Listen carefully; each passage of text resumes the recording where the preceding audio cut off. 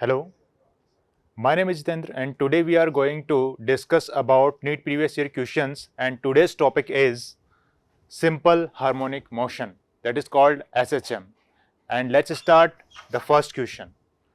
So the first question is, the damping force on an oscillator is directly proportional to the velocity, the unit of constant of proportionality R. Damping force दिया है आपको oscillator के लिए और इसने कहा है कि जो डैम्पिंग फोर्स है वो ऑसिलेटरी मोशन के वेलोसिटी के डायरेक्टली प्रोपोर्शनल है। कंडीशन इसने दी है, सो कंडीशन को हम फॉलो करते हैं। सॉल्यूशन होगा इसका, the damping force is proportional to velocity. Is it clear? So we can write force is equals to constant into V. Here K is the constant, proportionality constant. The units of constant of proportionality are. That means ये इस proportionality constant की units को पूछ रहा है हमसे। इसकी units को find करने के लिए मैं यहाँ पर लिख सकता हूँ force upon velocity is equals to, force को हम क्या लिख सकते हैं? फोर्स को हम लिख सकते हैं मास इंटू एक्सेलरेशन और वेलोसिटी को हम एज इट इज ऐसा ही लिख देंगे।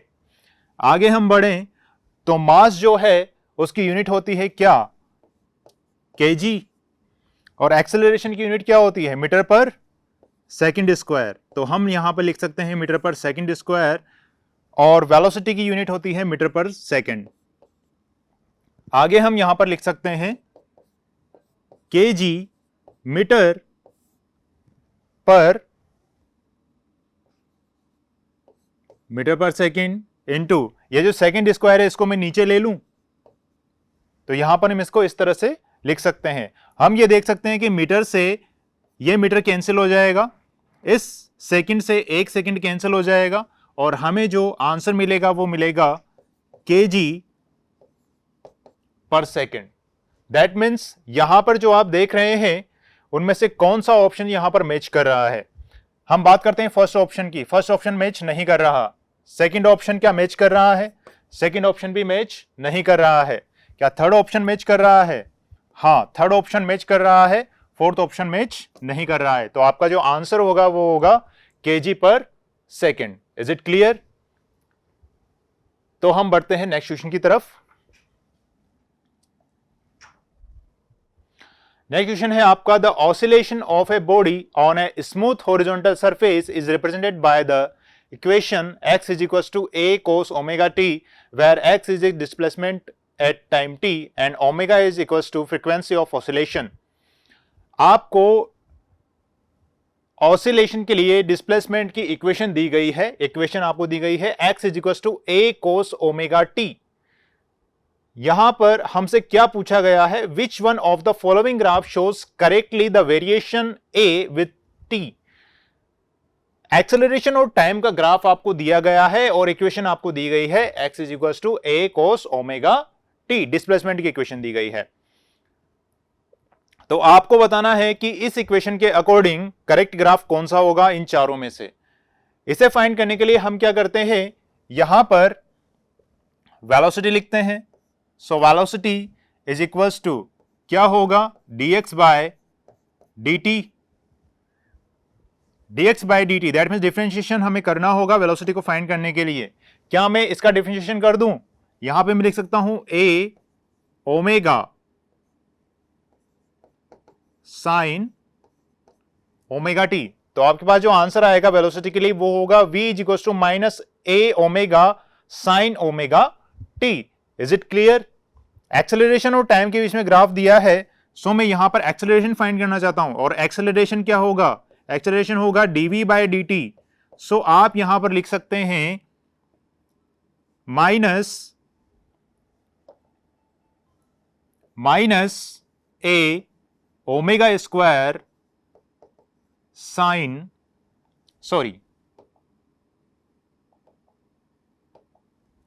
cos omega t। Is it clear? Acceleration क्या हो जाएगा? Minus a omega square cos omega t। इस इक्वेशन के अकॉर्डिंग हमको यहां पर ग्राफ फाइंड करने हैं कि इस इक्वेशन को कौन सा ग्राफ सेटिस्फाई करेगा। इस इक्वेशन को जो ग्राफ सेटिस्फाई करेगा उसके लिए हमें चेक करना होगा यहां पर t की वैल्यू जो होगी वो क्या होगी, सभी के लिए 0 होगी। क्या यहां पे मैं t इक्वल्स टू 0 कर दूं, यहां पर सभी के लिए t इक्वल्स टू 0 होगा। अगर मैं यहां पर t इक्वल्स टू 0 पुट करूंगा तो cos की वैल्यू मुझे क्या मिलेगी, cos ओमेगा t की 1, cos 0 कितना हो जाएगा, 1 हो जाएगा। और cos 0 1 होगा तो यहां पर एक्सेलरेशन मुझे कितना मिलेगा, एक्सेलरेशन मिलेगा negative a omega square. That means हमें पता है कि जो cos थीटा होता है उसकी जो रेंज होती है वो -1 से +1 के बीच में होती है। और यहां पर जब मैंने t की वैल्यू 0 पुट की तो यहां पर cos ओमेगा t की वैल्यू मुझे मिल गई 1। हम यहां पर चेक करें क्या यह ऑप्शन राइट होगा। आप देख सकते हैं कहां पे स्टार्ट हो रहा है, 0 पर इसकी जो वैल्यू है वो कितनी होगी, -a ओमेगा स्क्वायर। लेकिन क्या ये जो पॉइंट है वो मुझे नेगेटिव में मिल रहा है, नहीं, ये पॉइंट नेगेटिव में नहीं मिल रहा है, ये पॉइंट कहां पर है, पॉजिटिव डायरेक्शन में है। बात करते हैं यहां पर t इक्वल टू 0 पुट करने पर एक्सेलरेशन की वैल्यू 0 हो रही है, तो क्या एक्सेलरेशन की वैल्यू 0 है t इक्वल टू 0 पर, नहीं, तो ये ऑप्शन रॉन्ग होगा। बात करते हैं थर्ड ऑप्शन के बारे में। हम यहां पर देखते हैं कि एक्सेलरेशन जो है वो क्या है, नेगेटिव। तो क्या नेगेटिव है और कोई कांस्टेंट टर्म है, दैट मीन्स यहां पर मैं कह सकता हूं कि जो थर्ड ग्राफ दिया गया है आपको वो a equal to -a omega square को सेटिस्फाई कर रहा है, इसलिए थर्ड ऑप्शन आपका राइट होगा। फोर्थ ऑप्शन के बारे में बात करें तो फोर्थ ऑप्शन में t इक्वल टू 0 पर जो एक्सेलरेशन है वो 0 हो रहा है, लेकिन ये इक्वेशन इसको सेटिस्फाई नहीं कर रही है, तो ये ऑप्शन भी रॉन्ग होगा। हमारे 3 ऑप्शन रॉन्ग हो चुके हैं, केवल एक ऑप्शन सही है, वो है थर्ड। AIPMT 2014 के अंदर ये क्वेश्चन पूछा गया था। आई होप आपको समझ में आया होगा। आगे बढ़ते हैं नेक्स्ट क्वेश्चन पे।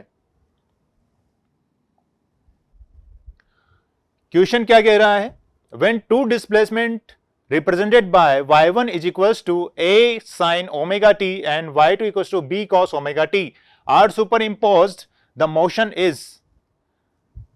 दो इक्वेशंस आपको दी हैं और उसने कहा है कि डिस्प्लेसमेंट की जो तो इक्वेशन है इनको अब अगर हम सुपर इंपोज करते हैं तो वहां पर एक नई इक्वेशन बनेगी और उस नई इक्वेशन का एम्पलीट्यूड कितना होगा, उस नई इक्वेशन का एम्पलीट्यूड आपको फाइंड करना है। तो दोनों इक्वेशन को मैं ऐड कर दूं,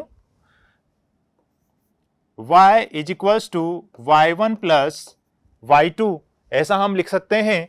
सो y is equals to y1 की वैल्यू कितनी हो जाएगी, a sine omega t plus b cos omega t, y is equals to a sine omega t plus b।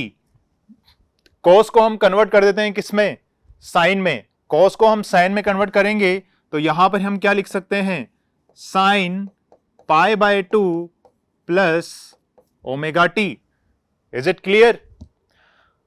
तो यहां हम देख सकते हैं कि मेरे पास दो टर्म हैं, पहली ये जिसको मैंने कहा है y1 और दूसरी ये जिसको मैंने कहा है y2।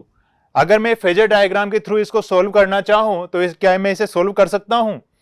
यहां पर मैंने एक डायग्राम ड्रॉ किया है कुछ इस तरह से, जहां पर मैंने y1 के लिए एम्पलीट्यूड लिया है a और y2 के लिए जो एम्पलीट्यूड लूंगा वो b लूंगा। लेकिन फेज डिफरेंस कितना होगा दोनों के बीच में, y1 और y2 के बीच में मैं देख सकता हूं कि जो फेज डिफरेंस मुझे मिल रहा है वो कितना मिल रहा है, पाई बाय 2 का फेज डिफरेंस मिल रहा है। देख सकते हैं आप, यहां पर है ओमेगा टी, यहां पर भी है omega t plus pi by 2, तो फेज डिफरेंस दोनों में कितना हो जाएगा, फेज डिफरेंस हो जाएगा, फेज डिफरेंस हो जाएगा पाई बाय 2। अगर फेज डिफरेंस पाई बाय 2 होगा तो यहां पर मुझे y2 कहां पर मिलेगा, इससे वर्टिकल डायरेक्शन में या पाई बाय 2 आगे, दैट मीन्स मैं कह सकता हूं ये एंगल है पाई बाय 2 और यहां पर मुझे मिल जाएगा बी। अगर ऐसा है तो इससे मुझे जो रिजल्टेंट मिलेगा एम्पलीट्यूड का वो कहां पर मिलेगा, कहीं इन दोनों के बीच में, और ये रिजल्टेंट कितना हो जाएगा, ये हो जाएगा ए स्क्वायर प्लस बी स्क्वायर। कौन सा ऑप्शन मैच कर रहा है एम्पलीट्यूड के लिए, simple harmonic with amplitude a by b, ये ऑप्शन रॉन्ग होगा। Simple harmonic with amplitude under root a square plus b square, यही मिल रहा है हमको, दैट मीन्स ये ऑप्शन करेक्ट होगा। Simple harmonic with amplitude a plus b by 2, ये ऑप्शन रॉन्ग होगा, not a simple harmonic. Simple harmonic तो होगा क्योंकि इक्वेशन ही हमें कुछ इस तरह की मिल रही हैं, तो ये ऑप्शन भी रॉन्ग होगा। तो सेकंड ऑप्शन आपका करेक्ट होगा और बाकी सभी ऑप्शंस आपके रॉन्ग हो गए। Is it clear? AIPMT 2015 के अंदर क्वेश्चन पूछा गया था और आई होप कि आपको ये क्वेश्चन समझ में आया होगा। चलिए बढ़ते हैं नेक्स्ट क्वेश्चन की तरफ। Question number 4, a particle is executing SHM along a straight line. Its velocity at distance x1 and x2 from the mean position are v1 and v2 respectively. Its time period is. आपसे कहा गया है कि कोई particle है वो SHM कर रहा है, पार्टिकल SHM कर रहा है और उस पार्टिकल के लिए डिस्टेंस और वेलोसिटीज इसने प्रोवाइड की हैं। पार्टिकल की जो डिस्टेंस उसने दी है वो x1 दी है और x2 दी है, और मीन पोजीशन, ये जो डिस्टेंस दी है वो मीन पोजीशन दी है, और v1 और v2 इसकी वेलोसिटीज दी है। इसने आपसे क्या पूछा है, टाइम पीरियड पूछा है। Is it clear? तो टाइम पीरियड फाइंड करने के लिए हम लोग क्या करें, टाइम पीरियड हमें फाइंड करना है तो जो टाइम पीरियड होता है उसका फॉर्मूला होता है 2 pi upon omega. That mean मुझे ओमेगा की वैल्यू फाइंड करनी होगी अगर मुझे टाइम पीरियड फाइंड करना है, और ओमेगा की वैल्यू मुझे कहां से मिलेगी देखते हैं। देखिए, क्या मैं ये रिलेशन लिख सकता हूं, v square is equal to omega square a square minus x1 square. Is it clear? और वेलोसिटी सेकंड के लिए मैं लिख सकता हूं v2 square is equal to omega square a square minus x2 square. ये दो इक्वेशंस मेरे पास हैं। अगर मैं इक्वेशन को सिंप्लीफाई करूं, मैं इस इक्वेशन को सिंप्लीफाई करता हूं, इसको मैं फर्स्ट इक्वेशन से रिप्रेजेंट करता हूं और इसे मैं सेकंड इक्वेशन से रिप्रेजेंट करता हूं। फर्स्ट इक्वेशन को अगर मैं सिंप्लीफाई करूं तो क्या मैं यहां पे लिख सकता हूं v1 square upon omega square is equals to a square minus x1 square, और यहां से x1 स्क्वायर की वैल्यू को मैं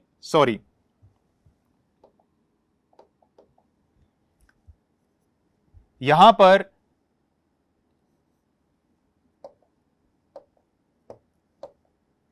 ए स्क्वायर को मैं लिख सकता हूं क्या, v1 square upon omega square plus x1 square. This is the third equation. तो क्या मैं कह सकता हूं कि फर्स्ट इक्वेशन को सिंप्लीफाई करने पर मुझे ये रिजल्ट मिला। चलिए इसी तरह से अगर मैं सेकंड इक्वेशन को सिंप्लीफाई करता हूं, कौन सी इक्वेशन को, इस इक्वेशन को सिंप्लीफाई करता हूं तो मुझे क्या मिलेगा, देखिए इसके लिए मुझे रिलेशन मिलेगा a square is equals to v2 square upon omega square plus x2 square, and this is the equation fourth. आपको थर्ड इक्वेशन और फोर्थ इक्वेशन दोनों में क्या रिलेशन नजर आ रहा है, क्या एम्पलीट्यूड तो सेम है दोनों के लिए। अगर दोनों के लिए एम्पलीट्यूड सेम है तो क्या मैं इनको इक्वेट कर सकता हूं। So equation third is equals to equation fourth करने पर मुझे क्या मिलने वाला है, मुझे ये रिलेशन मिलने वाला है v1 square upon omega square plus x1 square is equals to v2 square upon omega square plus x2 square. Is it clear? यहां से हम क्या करेंगे, ओमेगा की वैल्यू को फाइंड करेंगे। तो चलिए इसको सिंप्लीफाई करते हैं और ओमेगा की वैल्यू को फाइंड करते हैं। यहां जो रिलेशन मुझे मिलने वाला है वो है v1 square minus v2 square upon omega square is equals to x2 square minus x1 square. चलिए आगे बढ़ते हैं, और ओमेगा स्क्वायर की वैल्यू हो जाएगी हमारे पास V1 square minus V2 square upon X2 square minus X1 square. So omega को मैं लिख सकता हूं under root V1 square minus V2 square upon X2 square minus X1 square. Omega की वैल्यू हमको मिल चुकी है और ओमेगा की वैल्यू हम यहां पर पुट करेंगे। Is it clear? अगर मैं ओमेगा की वैल्यू यहां पर पुट करूंगा तो रिलेशन मुझे क्या मिलने वाला है, चलिए देखते हैं। यह रिलेशन मुझे मिलेगा कुछ इस तरह से, x2 square minus x1 square upon v1 square minus v2 square. Is it clear? तो हम चेक कर लेते हैं कि कौन सा ऑप्शन यहां पर मैच कर रहा है। देखिए फर्स्ट ही ऑप्शन मैच कर रहा है, 2 pi under root x2 square minus x1 square upon v1 square minus v2 square. तो फर्स्ट ऑप्शन आपका करेक्ट है। ये ऑप्शन रॉन्ग हो जाएगा, ये ऑप्शन रॉन्ग हो जाएगा और ये ऑप्शन भी रॉन्ग हो जाएगा। सो स्टूडेंट्स, ये जो क्वेश्चन है फिफ्थ क्वेश्चन, ये आया है आपका AIPMT 2015 के अंदर, और क्वेश्चन क्या कहना चाहता है वो हम देखते हैं। A particle is executing a simple harmonic motion, its maximum acceleration is alpha and maximum velocity is beta, then its time period of vibration will be। Maximum acceleration आपको अल्फा दिया गया है और मैक्सिमम वेलोसिटी आपको beta दी गई है। तो यहां पर दोनों के लिए हम फॉर्मूलेज लिख लेते हैं, फॉर्मूले हमें पता है। तो यहां पे कितना हो जाएगा, अल्फा ओमेगा स्क्वायर ए, और जो बीटा होगा उसकी वैल्यू कितनी हो जाएगी, ओमेगा ए। सो यहां पर अल्फा अपॉन बीटा अगर मैं लिखूं तो मुझे जो रिलेशन मिलेगा वो मिलेगा ओमेगा। टाइम पीरियड कितना हो जाएगा, टाइम पीरियड यहां पर हो जाएगा 2 pi upon omega is equals to 2 pi upon alpha upon beta. Alpha यहीं पे रहेगा और बीटा यहां पर आ जाएगा। यहां पर जो रिलेशन हमें मिल रहा है इन चारों में से वो कौन सा रिलेशन करेक्ट है? देखिए ये ऑप्शन रॉन्ग हो जाएगा, ये ऑप्शन रॉन्ग हो जाएगा। 2 पाई बीटा अपॉन अल्फा क्या रिलेशन मिल रहा है, तो ये ऑप्शन करेक्ट होगा और ये ऑप्शन रॉन्ग हो जाएगा। दैट मीन्स आपका जो आंसर होगा इस क्वेश्चन के लिए वो होगा third, 2 pi beta upon alpha. Is it clear? Let's move to the next question. Question दिया गया है, a body of mass m is attached to the lower end of a spring whose upper end is fixed. The spring has negligible mass. When the mass m is slightly pulled down the released, it oscillates with a time period of 3 seconds. When the mass m is increased by 1 kg, the time period of oscillations become 5 seconds. The value of m in kg is। देखिए question क्या कह रहा है वो मैं आपको बता दूं। A body of mass m is attached to the lower end of the spring। कोई स्प्रिंग है और इस स्प्रिंग से कोई मास इसने अटैच किया है, जिसको मैं m1 से रिप्रेजेंट कर देता हूं। अभी मास m दिया है तो आप इसको मास m ही रहने दीजिए, मास m है। Is it clear? और स्प्रिंग का जो मास है वो नेग्लिजिबल मास है। When the mass m is slightly pull down, अब इसको क्या किया, स्लाइटली पुल किया यहां से इस तरह से, एंड रिलीज्ड और छोड़ दिया, पुल करके छोड़ दिया है। It oscillate with A time period of 3 second. इस कंडीशन में इसका जो टाइम पीरियड दिया गया है वो मैं t1 मान लेता हूं, 3 सेकेंड दिया गया है। इस टाइम पीरियड से ये ऑसिलेट कर रहा है। When the mass m is increased by 1 kg, अब क्या किया हमने कि इस मास को इंक्रीज कर दिया 1 kg से। तो मैं ये लिख सकता हूं कि m dash is equal to कितना हो जाएगा, सेकेंड कंडीशन में m+1 हो जाएगा। The time period of oscillations becomes 5 second. अगर मैंने ऐसा कर दिया है तो टाइम पीरियड कितना हो गया यहां पे, 5 सेकेंड हो गया time period. The value of m in kg is, आपको इस m की वैल्यू फाइंड करनी है कि इस m की वैल्यू कितनी होगी kg में।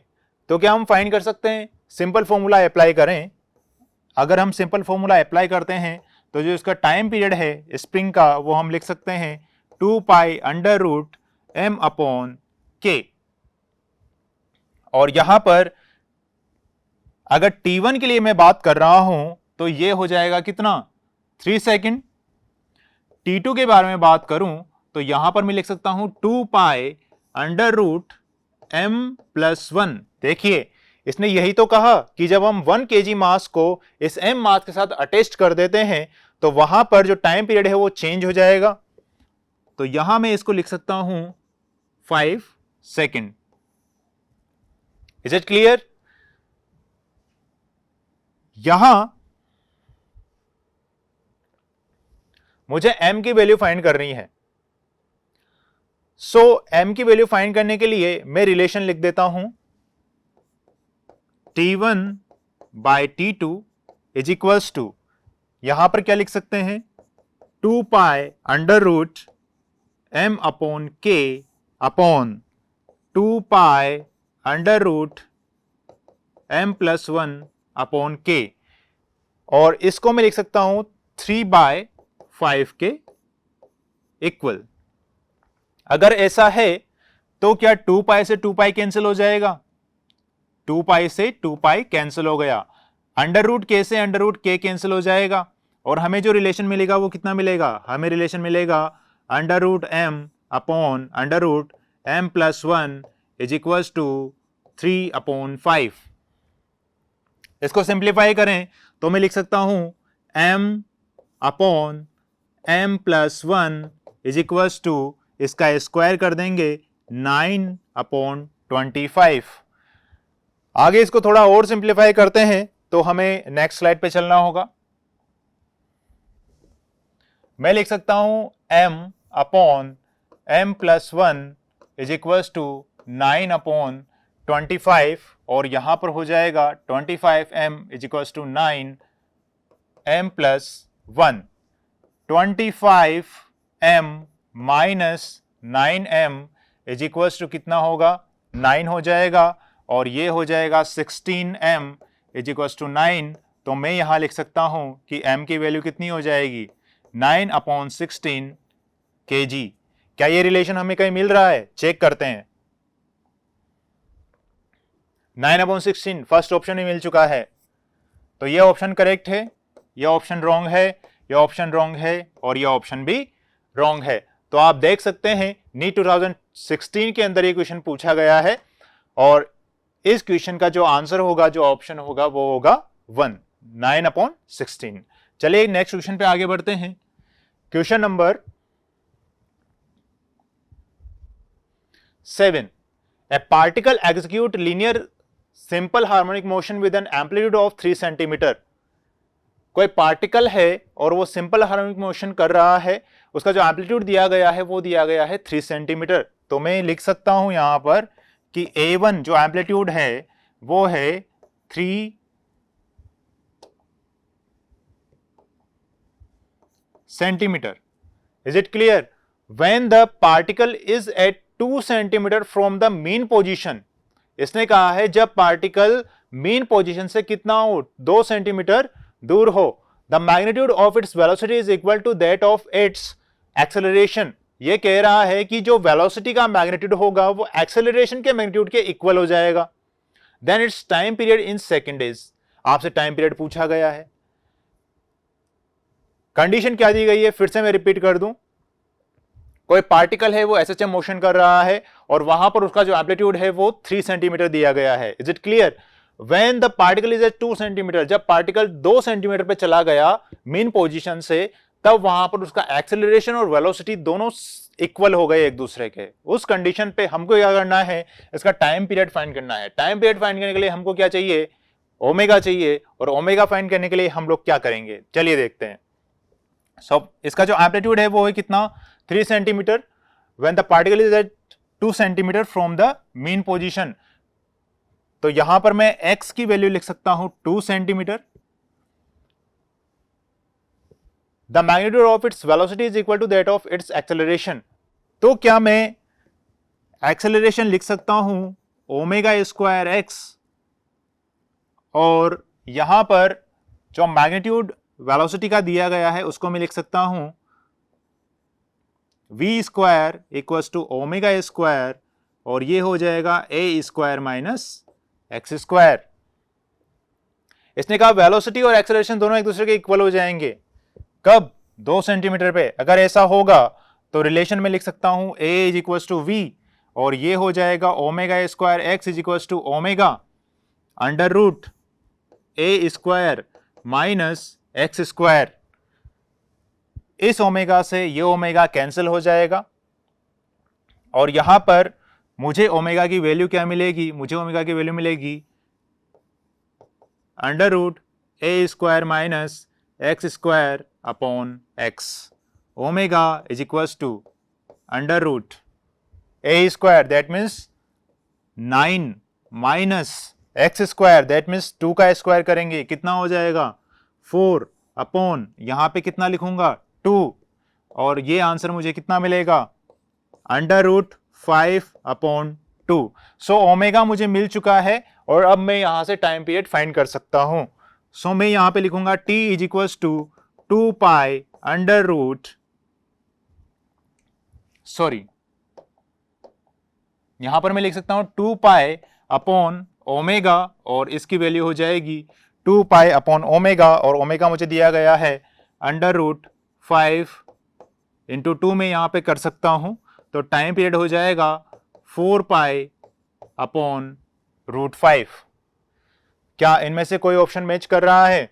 देखिए, फर्स्ट ऑप्शन मैच नहीं कर रहा, सेकंड मैच नहीं कर रहा, थर्ड ऑप्शन मैच कर रहा है, फोर्थ ऑप्शन मैच नहीं कर रहा।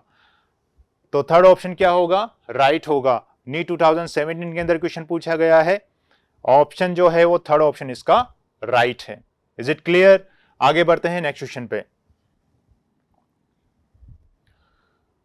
क्वेश्चन दिया गया है spring of force constant K is cut into lengths of ratio 1 to 3.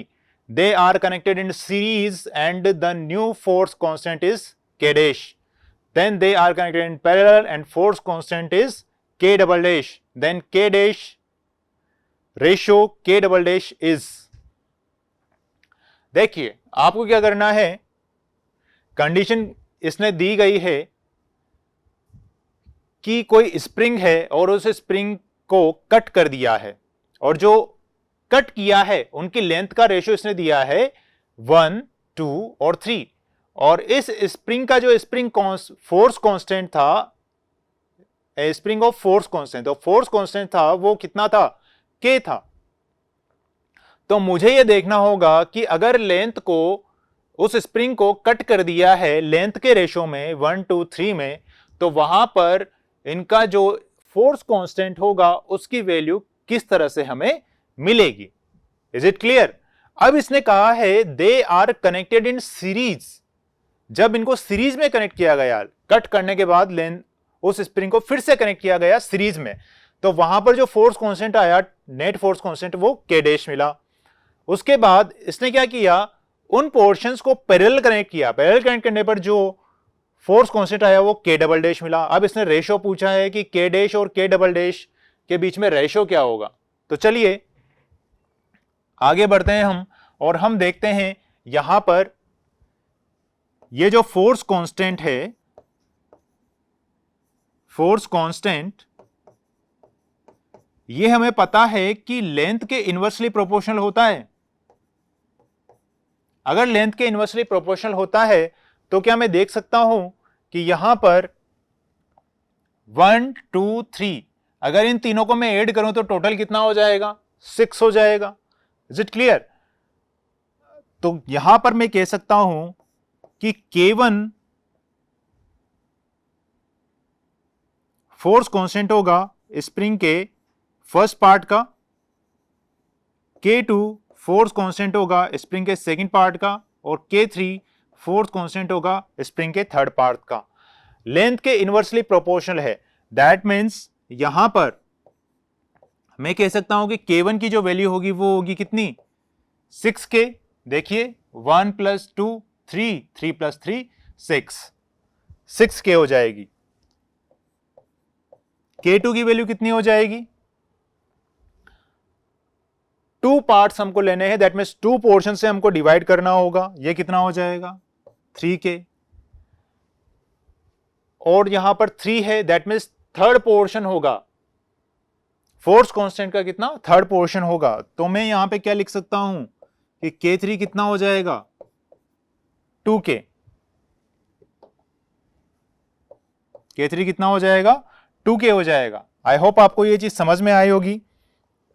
तो यहां पर K1 6K है, K2 3K है और K3 कितना है 2K।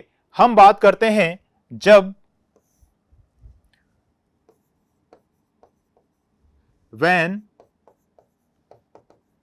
spring is connected in series, spring को जब सीरीज में कनेक्ट किया गया है तो क्या हम यहां पर K नेट फाइंड कर सकते हैं? और K नेट कितना दिया हुआ है इसने K डैश दिया हुआ है, तो K डैश की वैल्यू कितनी हो जाएगी बताइए।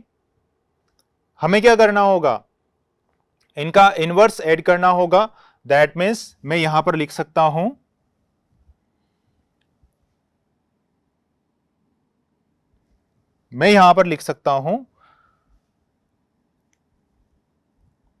K dash 1/K dash is equals to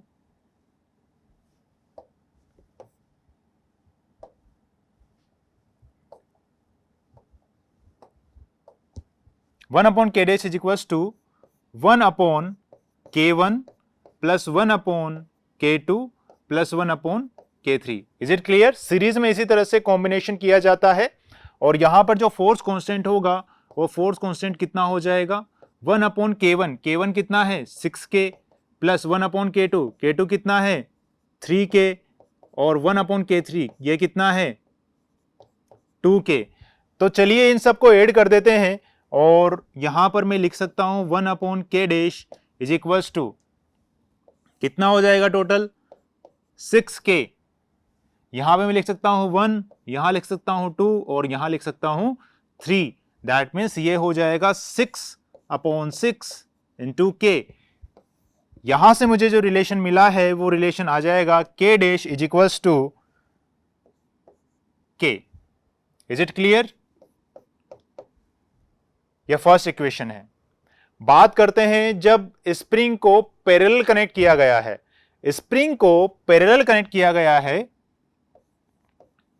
when spring की क्या हो जाएगी पैरेलल कनेक्ट करेंगे। पैरेलल कनेक्ट करने पर जो K डबल डैश होगा वो कितना हो जाएगा, चलिए इनको ऐड कर देते हैं 6 plus 3 plus 2 that means 6K plus 3K plus 2K कितना हो जाएगा K डबल डैश, ये हो जाएगा हमारे पास 6 प्लस 3 9, 9 प्लस 2 11, 11K। इसको मैं सेकेंड इक्वेशन से डिफाइन कर देता हूं। तो हम देख सकते हैं फर्स्ट इक्वेशन और सेकेंड इक्वेशन K डैश और K डबल डैश की वैल्यू हमें मिल चुकी है। दैट मीन्स इन दोनों के बीच में जो रेशियो होगा वो रेशियो कितना होगा 1:11 का होगा। और 1:11 का होगा तो क्या कहीं पर हमें हमको मिल रहा है, फर्स्ट ऑप्शन में नहीं मिल रहा, गलत है। सेकंड ऑप्शन में नहीं मिल रहा, गलत है। थर्ड ऑप्शन में मिल रहा है तो थर्ड ऑप्शन आपका करेक्ट होगा। और फोर्थ ऑप्शन में नहीं मिल रहा तो फोर्थ ऑप्शन रॉन्ग होगा। दैट मीन्स थर्ड ऑप्शन आपका करेक्ट है। हम आगे बढ़ते हैं नेक्स्ट क्वेश्चन पे।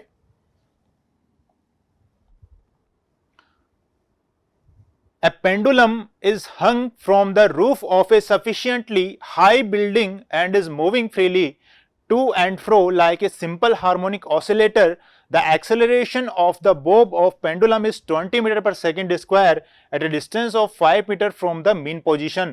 The time period of oscillation is, देखिए क्या कह रहा है ये, पेंडुलम है और उसको किसी बिल्डिंग की रूफ से लटकाया हुआ है, हंग किया हुआ है और फ्रीली मूव करने के लिए छोड़ दिया गया है। अब वो सिंपल हार्मोनिक मोशन कर रहा है। Acceleration of the bob of the pendulum is 20 metre per second square at a distance of 5 metre.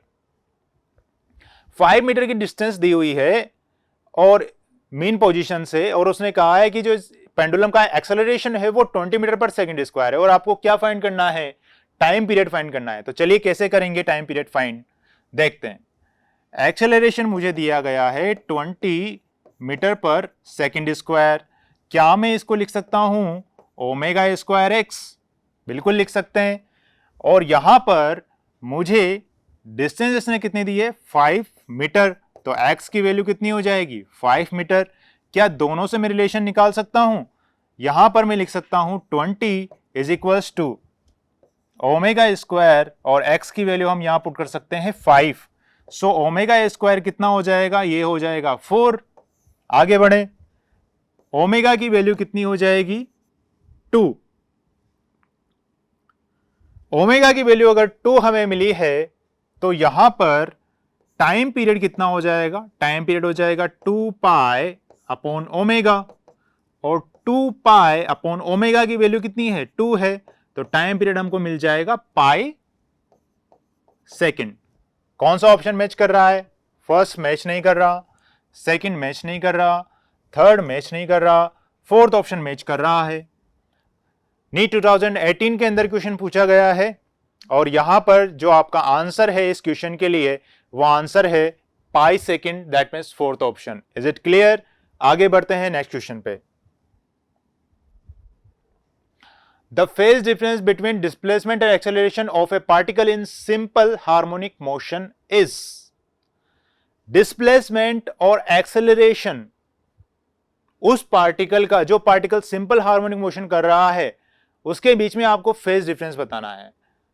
किसमें? डिस्प्लेसमेंट में और एक्सेलरेशन में। फेज डिफरेंस फाइंड करना है अगर पार्टिकल एसएचएम मोशन कर रहा है तो।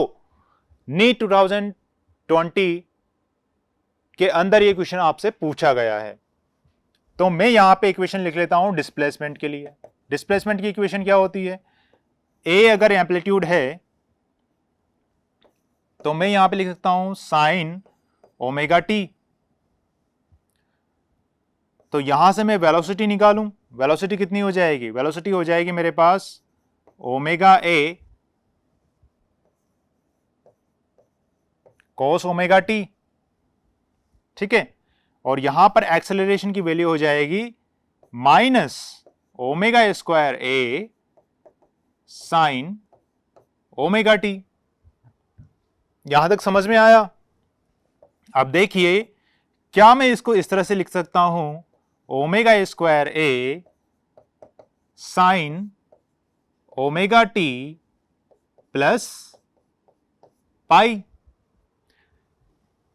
ये गलत तो नहीं होगा? देखिए यहां पर मैंने माइनस साइन हटा दिया है, माइनस साइन हटा दिया है और यहां पर जो एंगल लिखा है वो एंगल लिखा है omega t plus pi. That means ये कौन से क्वाड्रेंट में चला गया? ये चला गया थर्ड क्वाड्रेंट के अंदर। थर्ड क्वाड्रेंट के अंदर साइन क्या होता है? नेगेटिव होता है। और ये नेगेटिव मैंने यहां से हटाकर इसको रिप्लेस कर दिया है एंगल से। तो क्या हम इसको इस तरह से लिख सकते हैं? अब मैं यहां पे देख सकता हूं कि जो फेज डिफरेंस है, phase difference between x and a, वो कितना दिया गया है मुझे? पाई दिया गया है। तो आंसर कितना हो जाएगा आपका? पाई रेडियन हो जाएगा। तो ये ऑप्शन रॉन्ग होगा, ये ऑप्शन रॉन्ग होगा, ये ऑप्शन भी रॉन्ग होगा और फोर्थ ऑप्शन आपका करेक्ट होगा। Is it clear? मूव करते हैं नेक्स्ट क्वेश्चन की तरफ।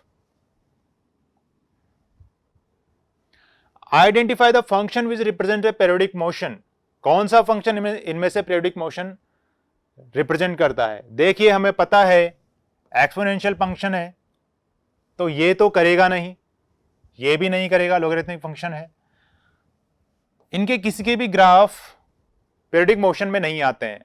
लेकिन जब मैं बात कर रहा हूं इसकी, तो इसका ग्राफ पीरियोडिक मोशन में आ सकता है।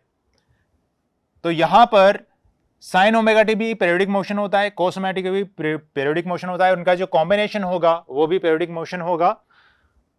थर्ड ऑप्शन यहां पे करेक्ट होगा, ऐसा हम कह सकते हैं। ज्यादा सिंप्लीफाई अगर आप करना चाहें तो आप इसको लिख सकते हैं sine omega t plus cos omega t is equals to sine omega t plus, यहां पर मैं लिख सकता हूं cos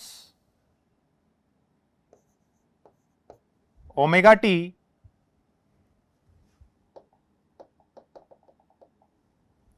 यहां पर मैं लिख सकता हूं sign omega t plus pi by 2। Is it clear?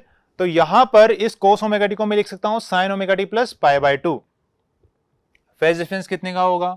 Pi by 2 का फेज डिफरेंस होगा, लेकिन फंक्शन तो चेंज नहीं होंगे, ये भी पीरियोडिक मोशन होगा और ये भी पीरियोडिक मोशन होगा। Is it clear? और दोनों के बीच में जो फेज डिफरेंस होगा वो कितना हो जाएगा? पाई बाय 2 का। तो यहां पर थर्ड ऑप्शन आपका करेक्ट होगा। नीट 2020 के अंदर ये क्वेश्चन पूछा गया था। आई होप आपको समझ में आया होगा। नेक्स्ट क्वेश्चन पे आगे बढ़ते हैं।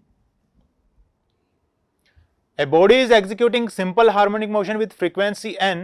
The frequency of its potential energy is. कोई पार्टिकल है वो सिंपल हार्मोनिक मोशन कर रहा है और उसकी फ्रीक्वेंसी आपको n दी हुई है, उसकी पोटेंशियल एनर्जी की फ्रीक्वेंसी आपसे पूछी गई है। तो मैं यहां पे देख लेता हूं, अगर मैं एक सिंपल हार्मोनिक मोशन के लिए ग्राफ ड्रॉ करता हूं, डिस्प्लेसमेंट टाइम का ग्राफ मैंने यहां पे लिया है, ये कुछ इस तरह का होता है। Is it clear? यहीं पर अगर मैं पोटेंशियल एनर्जी का ग्राफ ड्रॉ करता हूं,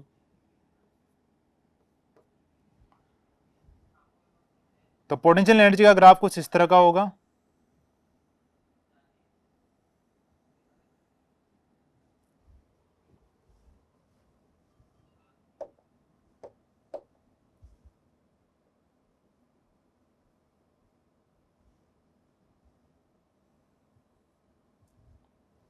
और मैं यहां पे देख सकता हूं कि यहां पर अगर इसकी फ्रीक्वेंसी n है,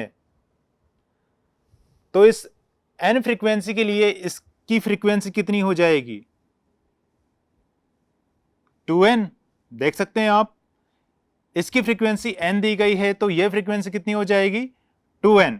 तो मैं यहां पे क्या लिखूंगा कि इसकी जो पोटेंशियल एनर्जी होगी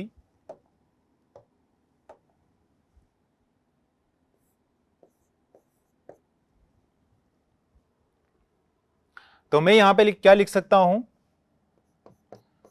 1 cycle of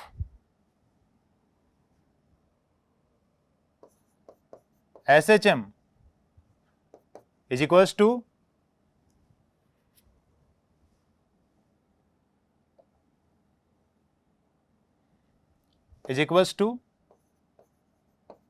to cycle of potential energy. So potential energy की जो साइकिल होगी वो कितनी हो जाएगी? 2n हो जाएगी। आपका जो आंसर होगा वो होगा फर्स्ट ऑप्शन। सेकंड गलत होगा, थर्ड गलत होगा और फोर्थ भी गलत होगा। चलिए आगे बढ़ते हैं। नीट 2021 के अंदर क्वेश्चन पूछा गया था। नेक्स्ट क्वेश्चन है हमारा ये, spring is stretched by 5 centimetre by force 10 newton. The time period of oscillations when a mass of 2 kg suspended by it is. Spring है उसे 5 सेंटीमीटर से स्ट्रेच किया गया है, कितना फोर्स लगाकर? 10 न्यूटन का फोर्स लगाकर। दैट मीन्स मैं ये कह सकता हूं कि फोर्स मैंने अप्लाई किया और स्प्रिंग फोर्स कितना है? kx हो जाएगा। ठीक है। Time period of oscillations when a mass of 2 kg suspended by it is. अब जो स्प्रिंग है उस स्प्रिंग पर 2 kg का मास इसने हैंग किया है, तो आपसे टाइम पीरियड पूछ रहा है कि टाइम पीरियड कितना होगा। Is it clear? तो मैं यहां पे देख सकता हूं कि जो 5 सेंटीमीटर है वो क्या है? x की वैल्यू है। तो यहां पे मैं लिख दूंगा फोर्स की जगह 10 न्यूटन k और 5 सेंटीमीटर, दैट मीन्स इसको मैं लिखता हूं 0.05 मीटर। Is it clear? तो k की वैल्यू मुझे मिलेगी 10 अपॉन 0.05 और ये हो जाएगा 20।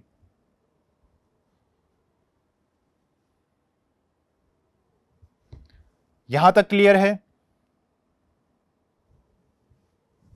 आगे बढ़ते हैं। टाइम पीरियड फाइंड करना है। जब मास 2 kg सस्पेंड किया है स्प्रिंग से, तो टाइम पीरियड कितना होगा? टाइम पीरियड होगा स्प्रिंग के लिए 2 pi under root m upon k। अब देखिए 2 पाई m की वैल्यू मुझे पता है कितनी है 2 kg, तो मैं यहां पे क्या लिख दूंगा 2, और k की वैल्यू मुझे कितनी दी हुई है 20। Is it clear? यहां पे हम इसको एक बार क्रॉस चेक कर लें, ये 0.05 है तो 100 से मल्टीप्लाई होगा 5 और ये हो जाएगा 200 हो जाएगा, तो k की वैल्यू 200 होगी और आप यहां पर चेंज कर लें, ये वैल्यू 200 हो जाएगी। ठीक है, सो टाइम पीरियड कितना हो जाएगा, ये हो जाएगा 2 पाई √1/100। अगर ऐसा है तो टाइम पीरियड की वैल्यू में लिख सकता हूं 2 pi multiply 1/10। t is equals to, यहां पर पाई की वैल्यू कितनी होती है, पाई की वैल्यू कितनी होती है, इस पाई की वैल्यू होती है इसकी वैल्यू होती है 3.414। तो 3.14 को अगर मैं 2 से मल्टीप्लाई करूंगा तो मुझे कितना मिलेगा, मुझे मिल जाएगा 6.28 इंटू 1/10। तो टाइम पीरियड कितना हो जाएगा 0.628 सेकेंड। ये समझ में आया? अब आप देख सकते हैं यहां पर यह ऑप्शन मैच नहीं कर रहा है, यह ऑप्शन मैच नहीं कर रहा है। क्या यह ऑप्शन मैच कर रहा है? कर रहा है। यह ऑप्शन मैच नहीं कर रहा, तो जो ऑप्शन थर्ड है वही आपका आंसर होगा। सो क्वेश्चन 13 के लिए आपके लिए जो आंसर दिया गया है वो है 0.628 सेकेंड। नीट 2021 के अंदर ये क्वेश्चन पूछा गया है। आई होप आपको सभी क्वेश्चन समझ में आ गए होंगे। तो आज के लिए हम लोग फिनिश करते हैं। Thank you.